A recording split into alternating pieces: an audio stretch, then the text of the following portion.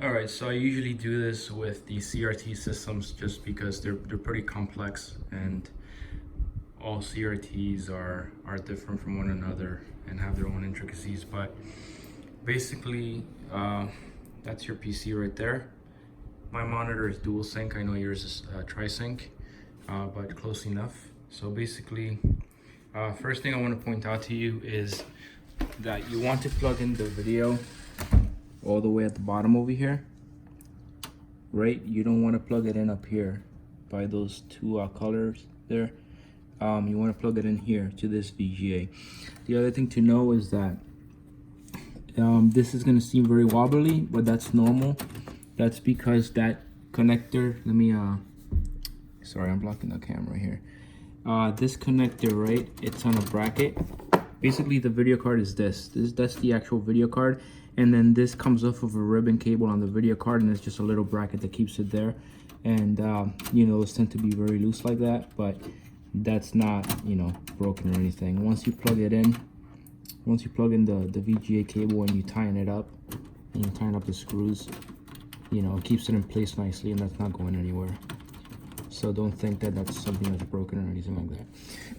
All right, so first thing you want to do when you power it on is wait for it, and you're gonna see that the screen, if you have your monitor on, it's just gonna be gibberish like that.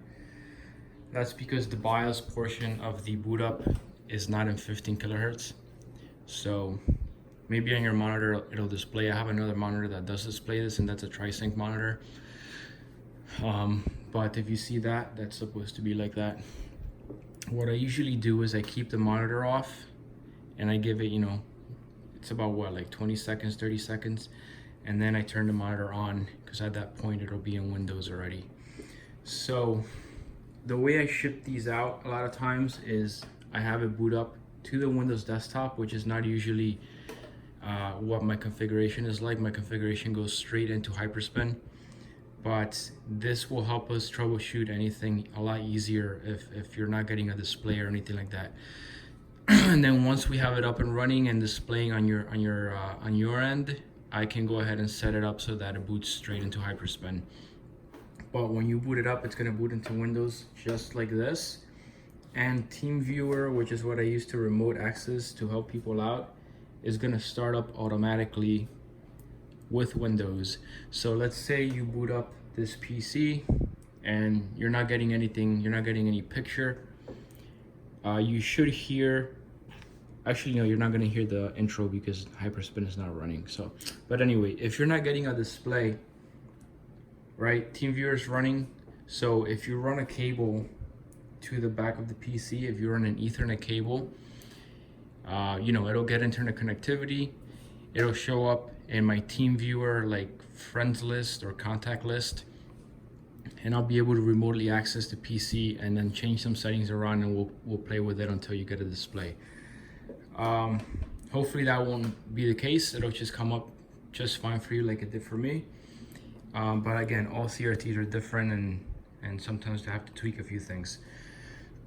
So with that said, yeah, it'll be a good idea if you kind of prepare for that and kind of think about, I know some people have their routers very far away from where their setups are.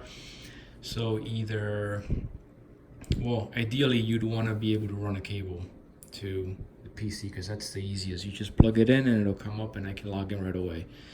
If you get like a USB network adapter like I have there in the front, that might require installing some drivers, and that wouldn't help us because you can't see the screen. And then we have to start connecting this thing to an LCD and stuff like that, and ideally we want to avoid that. So yeah, that's about it. So once we get this running and you have a display, I'll go ahead and either log in and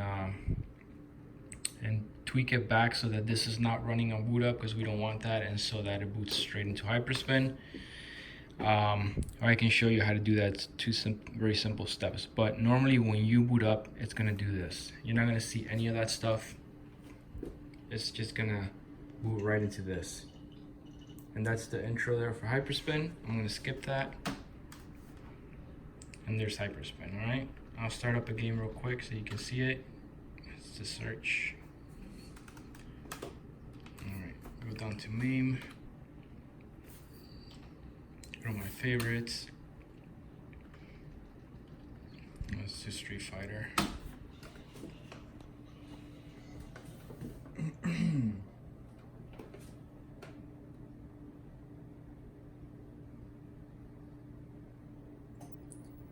You hear it change over to 480i. It was on 480p before. 480i is actually 240p. So you see the scan lines. All right, yeah, that's it. So once you exit, you'll see on my monitor it goes back to 480p because this is dual sync and it's displaying at 31 kilohertz right now for 480p, and it goes to 15 kilohertz when you start up a game, obviously. All right, so that's it. I think I covered everything. Just again, plug it in, turn it on. Hopefully you got a display right away. If you don't, we'll need to do the Ethernet connection so I can log in and see what's going on.